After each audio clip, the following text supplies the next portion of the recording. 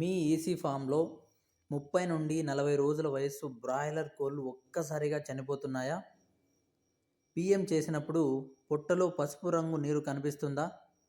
గుండె పెద్దదిగా, లివర్ నల్లగా కనిపిస్తోందా? అయితే అది సాధారణ వ్యాధి కాకపోవచ్చు. అది అసెటిస్ సిండ్రోమ్ లేదా వాటర్ బెల్లీ కావచ్చు. ఈ వీడియోలో అసెటిస్ ఎందుకు వస్తుంది, ఈసీ ఫామ్లో దాన్ని ఎలా పూర్తిగా తగ్గించాలి, ఎలాంటి మేనేజ్మెంట్ పాటిస్తే నష్టాలను తగ్గించవచ్చు, అన్నింటినీ సులభమైన తెలుగులో తెలుసుకుందాం. ముందుగా ఒక విషయం గుర్తుంచుకోండి. అసెటిస్ అనేది వైరస్ లేదా బ్యాక్టీరియా వల్ల వచ్చే వ్యాధి అయితే కాదు. ఇది పూర్తిగా ఒక మేనేజ్మెంట్ సమస్య. కోడి చాలా వేగంగా పెరుగుతుంది, కానీ గుండె, ఊపిరితిత్తులు ఆ పెరుగుదలకు సరిపడా ఆక్సిజన్ను అందించలేవు.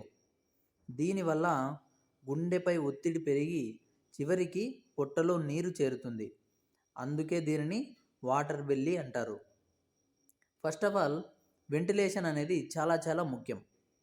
ఈసీ ఫామ్లో అసెటిస్ నివారణకు మొదటి ఆయుధమే వెంటిలేషన్. చలికాలంలో చాలామంది రైతులు చలి ఎక్కువగా ఉందని కర్టెన్లు పూర్తిగా మూసేస్తూ ఉంటారు. ఇది చాలా పెద్ద తప్పు. తాజా గాలి లోపలికి రాకపోతే ఆక్సిజన్ తగ్గుతుంది, కార్బన్ డయాక్సైడ్, అమ్మోనియా పెరుగుతాయి.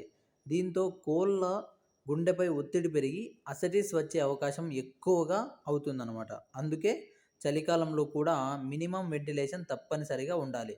ఫ్రెష్ ఎయిర్ రావాలి, ఆక్సిజన్ ఎప్పుడూ సరిపడా ఉండాలి.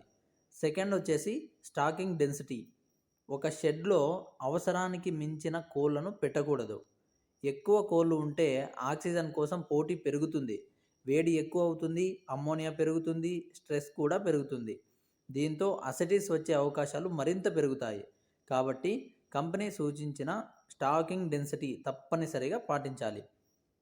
థర్డ్ పాయింట్ వచ్చేసి ఫీడ్ మేనేజ్మెంట్.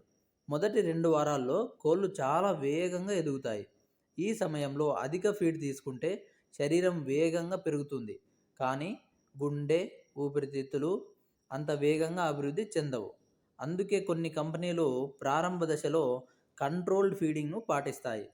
ఫీడ్ ఎప్పుడు తాజాగానే ఉండాలి. ఫంగస్ పట్టిన ఫీడ్ అస్సలు వాడకూడదు.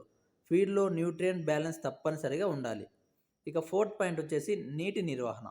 ఈసీ ఫామ్లో నీటి నాణ్యత అనేది చాలా ముఖ్యం. శుభ్రమైన నీరు అందుబాటులో ఉండాలి. వాటర్ లైన్స్ రెగ్యులర్గా ఫ్లష్ చేయాలి. నిప్పుల్స్ సరిగా పనిచేస్తున్నాయా లేదా అనేది కూడా చూడాలి. వేసవిలో చల్లని నీరు ఇవ్వాలి. అవసరమైతే విటమిన్ సి, ఎలక్ట్రోలైట్స్ ఇవ్వడం వల్ల స్ట్రెస్ అనేది తగ్గుతుంది. ఇక ఫిఫ్త్ పాయింట్, అమ్మోనియా నియంత్రణ. షెడ్లో అమ్మోనియా ఎక్కువైతే కోళ్ళ ఊపిరితిత్తులు పూర్తిగా దెబ్బతింటాయి. ఆక్సిజన్ తీసుకునే సామర్థ్యం పూర్తిగా తగ్గిపోతుంది. దీంతో అసెటిస్ మరింత పెరుగుతుంది.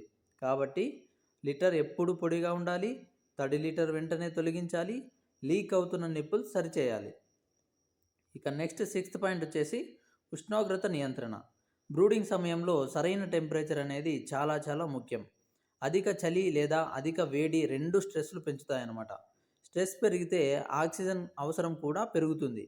అందుకే కంపెనీ టెంపరేచర్ చార్ట్ ప్రకారం బ్రూడింగ్ను ఖచ్చితంగా చేయాలి. 7th point, supportive supplements. Risk ఎక్కువగా ఉన్న ఫామ్స్లో వెటర్నరీ డాక్టర్ సలహాతో vitamin C, vitamin E, electrolytes, liver support products ఇవ్వడం ఉపయోగకరంగా ఉంటుంది. అయితే ఇవి చికిత్స అయితే కాదు, సరైన మేనేజ్మెంట్కి మాత్రమే సహాయపడతాయి. ఓకేనా?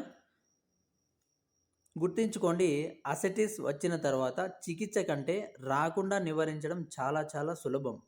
మంచి వెంటిలేషన్, సరైన స్టాకింగ్ డెన్సిటీ, శుభ్రమైన నీరు, మంచి లిటర్, తక్కువ అమ్మోనియా, సరైన టెంపరేచర్ ఇవన్నీ పాటిస్తే అసెటిస్ వల్ల వచ్చే నష్టాలను గణనీయంగా తగ్గించవచ్చు.